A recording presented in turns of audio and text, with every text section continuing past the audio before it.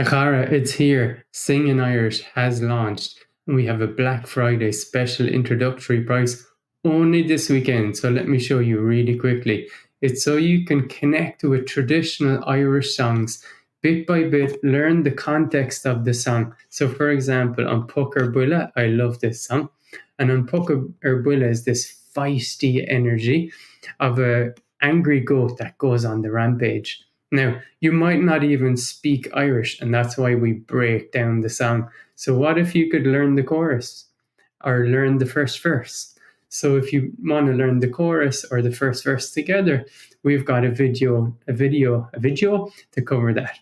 We also have grammar, vocab, dialect focus, so you can dive into the language bits of the song when you're interested. But I do want to show you, we've got these pronunciation audio buttons, which are exclusive to Bite Size Irish.